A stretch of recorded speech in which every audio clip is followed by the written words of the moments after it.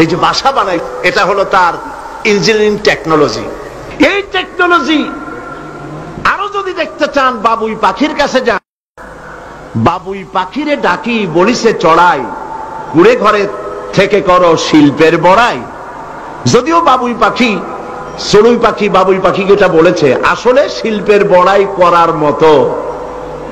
এই যে চতুর্দিক থেকে পাতাগুড়ি ছিঁড়ে এনে যে বাসা বাবুই পাখি বানালো, আগেই কোন সুবহানাল্লাহ।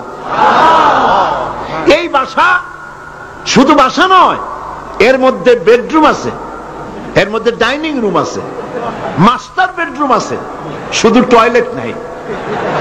নিচ দিয়ে ঢুকবে, আবার ব্যাকডোর দিয়ে নিচের থেকে আক্রান্ত হলে ব্যাকডোর দিয়ে পালাবার ব্যবস্থাও আছে।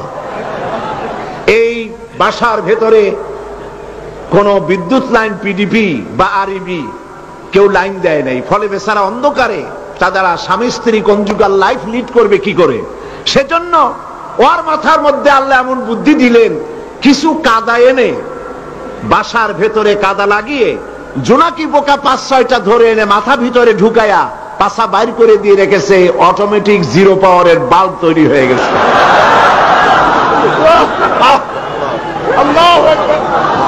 ইঞ্জিনিয়ারিং টেকনোলজি আর কারে বলে?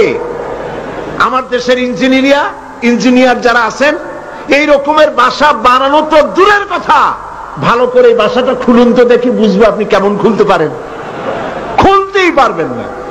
পেট দিয়ে ঘষে ঘষে গোল অবয়ব তৈরি, আবার সেটা মসৃণ করবার দৃশ্য কতটা নান্দনিক, সেটা চোখে না দেখলে কেউ হয়তো চিন্তাও করতে পারবে না। শুরুতে 2টি নিম্নমুখী গর্ত এবং পরে একদিক বন্ধ করে ডিম রাখার জায়গা তৈরি করে বাবুই পাখি। অন্য দিকটি লম্বা করে প্রবেশ ও প্রস্থানের পথ তৈরি করে বাবুই পাখি। চিরল পাতার কুড়ি ঘরের মতো ঝুলন্ত বাসা বানানোর জন্য বাবুই পাখিকে তাঁতি বলা হয়ে থাকে। উঁচু তাল গাছে বেশি এদের বাসা বানাতে বা সেখানে বসতি করতে দেখা যায়। নান্দনিক বাসা শুধু দেখতেই সুন্দর নয়, অনেক বেশি মজবুত। প্রবল ঝড়ের সাথে বা বৈরী প্রকৃতির সাথে যুদ্ধ করে এদের টিকে থাকতে হয়। শক্ত বুননের বাবুই পাখির বাসা টেনেও ছেঁড়া সম্ভব নয়। বলা হয়ে থাকে, বাবুই পাখি বাসা তৈরির পর সঙ্গী খুঁজতে যায় অন্য বাসায়, এবং সঙ্গী পছন্দ হলে স্ত্রী বাবুইকে সাথী বানানোর জন্য নানাভাবে ভালোবাসা নিবেদন করে। বাসা তৈরির কাজ অর্ধেক হলে পুরুষ বাবুই পাখিটা স্ত্রী পাখিকে বাসা দেখায়, এবং স্ত্রী পাখিটার বাসা পছন্দ হলে সম্পর্ক গড়ে।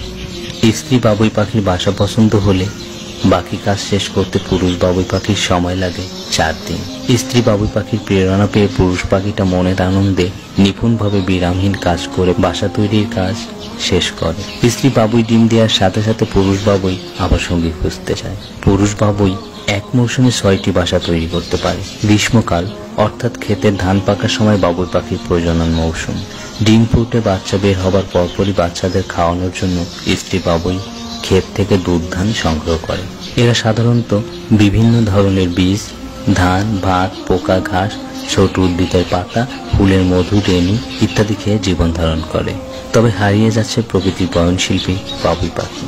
বর্তমানে প্রকৃতির বিপর্যয়ের কারণে গ্রামাঞ্চল থেকে হারিয়ে যেতে বসেছে এরা।